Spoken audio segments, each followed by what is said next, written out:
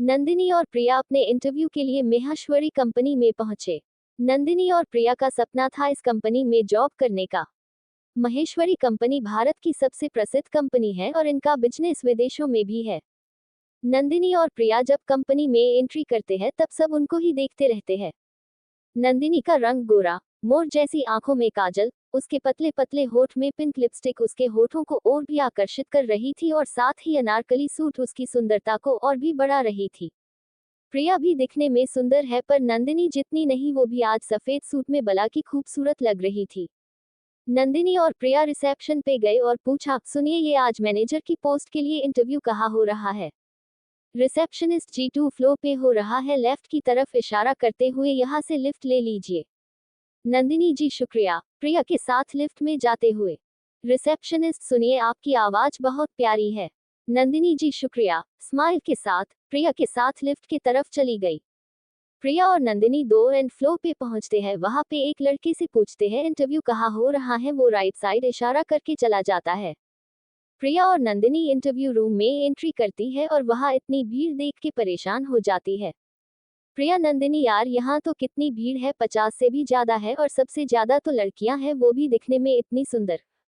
नंदिनी, हाँ यार। प्रिया, इतने में से सिर्फ 2 का ही सिलेक्शन होगा यार, कुछ तो कर यार, हमारा नंबर भी लास्ट में है।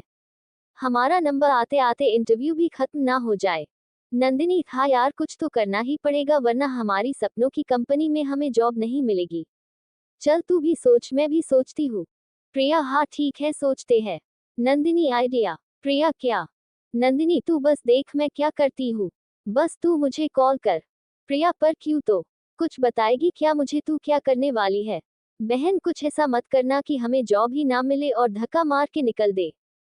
नंदिनी, तुझे मुझ पर विश्वास नहीं है क्या यार? प्रिया, है ना यार, खुद से भी ज्यादा है।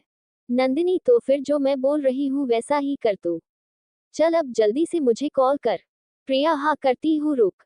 अपने बैग से फोन निकलते हुए प्रिया नंदिनी को कॉल करती है। नंदिनी की फोन रिंगटोन इतनी लाउड थी कि सबका ध्यान उस पर चला जाता है। नंदिनी जोर से बोलते हुए, हाँ कविता बोल, किस लिए कॉल किया? थोड़ा सा रुकने के बाद जोर से बोलते हुए, क्या सच्ची बोल रही है तू? विशाल मार्केट में सेल लगी है, वो भी 90% डिस्काउंट में। उदास होते हुए, पर यार मैं तो नहीं आ सकती, मैं यहाँ इंटरव्यू के लिए आई हूँ। शोक चेहरा बनाते हुए, जोर से बोलते हुए, क्या फ्री में राजस्थान घूमने के कूपन भी दे रहे हैं, पर ये सिर्फ 2 घंटे के लिए है। अरे वाह, ऐसा ऑफर कहाँ बार बार आता है, तू रुक मैं अभी वहाँ आती हूँ। नंदिनी जोर से, चल प्रिया विशाल चलते हैं। प्रिया जोर से, पर नंदिनी इंटरव्यू बीच में बात को करते हुए, नंदिनी यार जॉब का क्या है, वैकेंसी तो निकलती रहेगी, वो तो मिल ही जाएगी।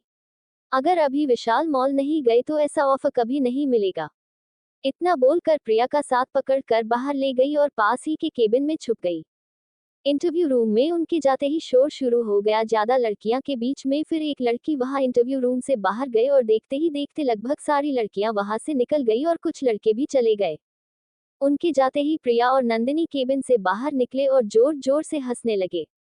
प्रिया, वाह यार क्या प्लान था, एक बार तो मैं भी सोचने लगी तेरे ऑफर के बारे में, ऐसा बोलकर जोर से हंसने लगी और नंदिनी से ताली मिलाई। नंदिनी, वो तो मैं हूँ ही कमाल, पर इन लड़कियों में ही अक्ल नहीं है, इतनी बड़ी कंपनी का इंटरव्यू छोड़कर वो शॉपिंग पे गई है, हंसते हुए। प्रिया, हाँ यार बस थोड़ा सा दिमाग लगाते ही रास्ता खाली, वाह गुरु मान गए तेरे दिमाग को। नंदिनी, वो तो मैं बचपन से ही होशियार हूँ इतनी। प्रिया, हाँ। नंदिनी, चल अंदर चलते हैं। प्रिया, हाँ चल, अगर आज सिलेक्शन हो गया तो मेरे तरफ से गोलगप्पे पक्के। नंदिनी, देखो गोलगप्पे खिलाने की बात कौन कर रही है तू? कंजूस है, तेरे पहले के ऑलरेडी गोलगप्पे की पार्टी बाकी है। प्रिया, अब कंजूस तो मत बोल, इस बार पक्का गोलगप्पे की पार्टी दूंगी। नंदिनी, वो तो समय बताएगा, अब चल या यहीं पे बातें करती रहेगी? प्रिया, हाँ चल। प्रिया और नंदिनी इंटरव्यू रूम में आ जाते हैं। उनको देख के एक लड़की पूछती है, अरे तुम दोनों तो विशाल की बात कर रहे थे और दोनों ही नहीं गए वहां? नंदिनी और प्रिया एक दूसरे की तरफ देखते हुए, नंदिनी, हाँ हम भी जाने के लिए गए, पर ये मेरी दोस्त है ना, उसने समझाया कि इतनी बड़ी कंपनी में जॉब रोज रोज थोड़ी मिलती है, इतना अच्छा मौका नहीं खोना चाहिए हमें। जब जॉब होगी तो कहीं भी घूमने जा सकते हैं, शॉपिंग कर सकते हैं खुद के पैसे पे, फिर ऑफर देखना नहीं पड़ेगा। लड़की, हाँ सही कहा तुम्हारी दोस्त ने ये बात तो। इतना बोलकर वो दूसरी तरफ चली गई। प्रिया धीरे से बच गए, अगर पता चल जाता हमारा प्लान है तो ये लोग यही पीट देते हमें। नंदिनी चुप कर, कोई सुन लेगा। प्रिया हाँ। नंदिनी चलो अब हम 10 to 12 ही रह गए, अब चांसेस हाई है हमारे सिलेक्शन की। प्रिया हाँ बस अब हमारा सिलेक्शन हो जाए। इंटरव्यू रूम में जो हो रहा था, एक जोड़ी आंखें वो पूरा देख रहा था अपने ऑफिस में बैठ के, और मंद मंद मुस्कुरा भी रहा था। आखिर ये कौन है जो ये सब देख रहा था और मुस्कुरा रहा था? क्या नंदिनी और प्रिया ये इंटरव्यू पास कर पाएंगे, या उनका झूठ पकड़ा जाएगा? आपको क्या लगता है, इनका झूठ पकड़ा जाएगा या नहीं? हमें कमेंट करके जरूर बताएं। इंटरव्यू रूम में नंदिनी और प्रिया ने अपना इंटरव्यू दिया और फिर सभी कैंडिडेट को बताया गया, अगर आपका सिलेक्शन होगा तो आपको शाम तक आपको कॉल या मैसेज कर दिया जाएगा। अब आप सभी यहाँ से जा सकते हैं। ऐसा बोलकर वो एम्प्लॉय वहां से चला गया। प्रिया और नंदिनी भी ऑफिस से बाहर चले आए। नंदिनी चल गोलगप्पे खाने चलते हैं। प्रिया हाँ ठीक है चल। महेश्वरी कंपनी के बॉस के ऑफिस में बॉस की चेयर पे बैठा लड़का, जिसकी हाइट 5'9" है, चेहरा इतना आकर्षण है कि कोई एक बार देख ले तो कभी ना भूल पाए, चेहरे पे ऐसा तेज सब देखते ही रह जाए। आंखों में एक अलग ही चमक है। वह महेश्वरी कंपनी का मालिक शिव है, जिसके घर में उसका छोटा भाई, दादा और दादी जी रहते हैं। शिव अपने केबिन में बैठ के इंटरव्यू रूम में जो कुछ भी हो रहा था वो अपने सीसीटीवी कैमरा और माइक के द्वारा देख रहा था और सुन भी रहा था। शिव ने जब नंदिनी को देखा तो देखता ही रह गया, आखिर नंदिनी है ही इतनी सुंदर, बिना मेकअप के ही भला की सुंदर दिखती है। नंदिनी का अपना दिमाग लगा के अपने प्रतिनिधि को भगा देना देख के शिव के चेहरे पे एक प्यारी सी मुस्कान आ गई। शिव के मुंह से एक ही बात निकली, नंदिनी के लिए ब्यूटी विद ब्रेन।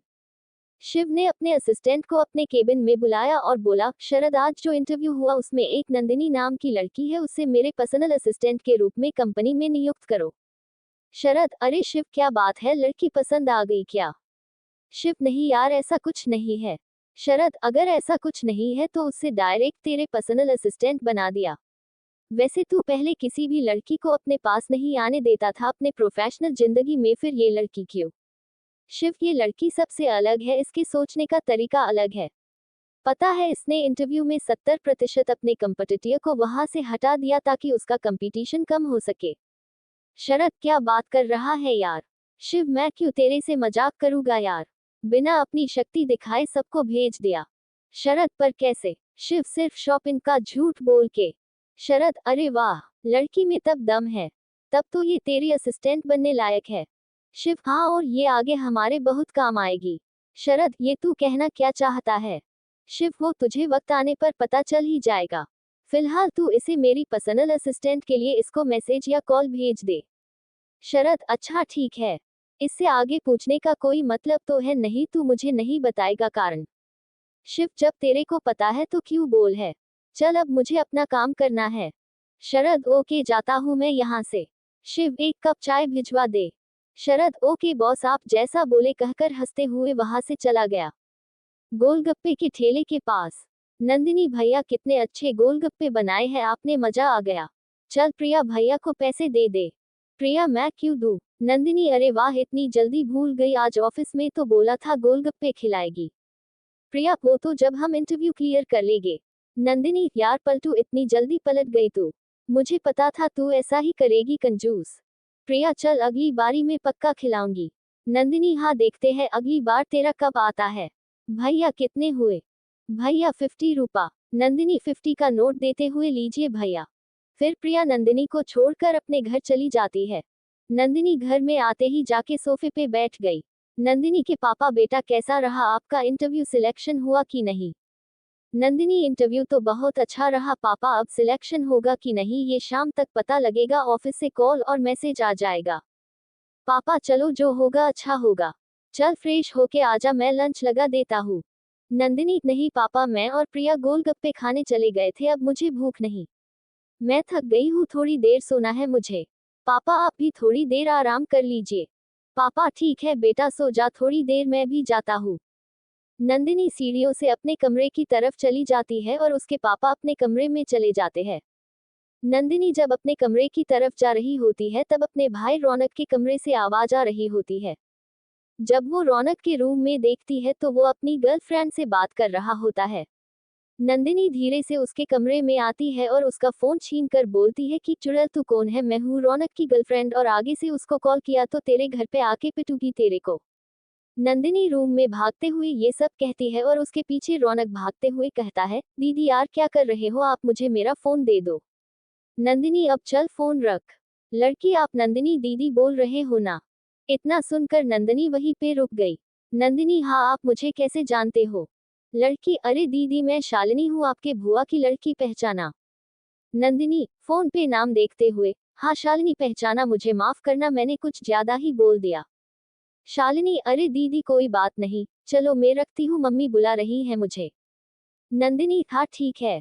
रौनक अपना पेट पकड़कर जोर जोर से हंसने लग जाता है और नंदिनी की आवाज निकलकर बोलता है मैं हूँ रौनक की गर्लफ्रेंड और हंसने लग जाता है। नंदिनी छोटा सा चेहरा बना के खड़ी रहती है। थोड़ी देर बाद नंदिनी इतनी भी हंसने की कोई जरूरत नहीं है, मेरा अभी तक सुबह वाला बदला पूरा हुआ नहीं है बोल के अपने रूम में चली गई। पीछे रौनक जोर जोर से उसको छेड़ते हुए हंसता रहता है। क्या नंदिनी की जिंदगी ऐसे ही हंसते हुए रहने वाली है या जॉब के बाद उसकी पूरी जिंदगी बदल जाएगी। नंदिनी अपने कमरे में सो रही थी, तभी उसकी दोस्त प्रिया कमरे में आती है। प्रिया उठ जा महारानी, देख शाम हो गई है। नंदिनी क्यों परेशान कर रही है यार, सोने देना थोड़ी देर और। प्रिया अरे यार तू भूल गई क्या शाम को इंटरव्यू में पास हुए कि नहीं, उसके लिए कॉल या मैसेज या ईमेल आने वाला था। नंदिनी चौंक कर उठ जाती है। नंदिनी हाँ यार मैं तो भूल गई थी, मेरा फोन कहाँ है। प्रिया टेबल से फोन उठाते हुए, ये ले तेरा फोन और जल्दी से चेक कर तेरा ईमेल और मैसेज बॉक्स। नंदिनी हाँ रुक देखती हूँ। प्रिया हाँ। नंदिनी नहीं यार मुझे कोई मैसेज नहीं आया। प्रिया उदास क्यों हो रही है, आ जाएगा। नंदिनी तेरे पास आया क्या कॉल और मैसेज। प्रिया नहीं अभी तक तो। नंदिनी चल एक काम करते हैं मंदिर जाके आते हैं वरना घर में और परेशान हो जाऊंगी मैं तो। पता। प्रिया जल्दी से तैयार हो जा फिर तो। नंदिनी हाँ होती हूँ, नीचे इंतजार कर मेरा। प्रिया जा ठीक है जल्दी आना। नंदिनी हाँ मेरी माँ जल्दी तैयार होती हूँ अब तू जाना। प्रिया हंसते हुए जी बेटा। प्रिया नंदिनी के कमरे से चली जाती है और नंदिनी अपना कमरा बंद करके तैयार होने लग जाती है। 20 मिनट के बाद प्रिया अरे मेरी जान, लड़के वाले देखने नहीं आ रहे हैं तुझे, जो इतना समय लगा रही है, हमें सिर्फ मंदिर ही जाना है, जल्दी करना यार। नंदिनी दरवाजा खोलते हुए हाँ मुझे पता है हमें मंदिर ही जाना है, पर क्या पता मंदिर में मेरे सपनों का राजकुमार मिल जाए, उसके सामने अच्छे से जाना पड़ेगा ना, और क्या पता मैं किसी को पसंद आ जाओ, तैयार होना तो बनता है ना, हंसते हुए बोलती है। प्रिया देवी आपके चरण कहाँ हैं, क्या क्या सोच लेती है यार तू। अब चले नौटंकी लेट हो रहा है। नंदिनी हाँ चल। सुरेश जी बेटा आप दोनों कहाँ जा रहे हो। नंदिनी पापा वो हम मंदिर जा रहे हैं गणेश जी के। सुरेश जी ठीक है बेटा जाओ। प्रिया बेटा स्कूटी धीरे चलना, अभी शाम को बहुत भीड़ होती है। प्रिया जी अंकल। सुरेश जी तुम्हारे इंटरव्यू का क्या हुआ, कोई मैसेज आया दोनों को। नंदिनी नहीं पापा अभी तक तो कोई मैसेज और मेल नहीं आया। सुरेश जी ठीक है बेटा, ज्यादा परेशान मत होना, जो होगा अच्छा ही होगा। नंदिनी जी पापा अब हम चलते हैं। सुरेश बेटा संभल कर जाना और समय पे घर आ जाना। नंदिनी जी पापा पापा हम बाहर से ही कुछ खा के आ जाएंगे। सुरेश जी ठीक है बेटा। फिर नंदिनी और प्रिया स्कूटी से मंदिर की ओर चले जाते हैं। गणेश जी के मंदिर में प्रिया नंदिनी तू प्रसाद की टोकरी ले, मैं स्कूटी को पार्किंग में रख के आती हूँ। नंदिनी ठीक है। नंदिनी प्रसाद लेती है, तब तक प्रिया आ जाती है वहां।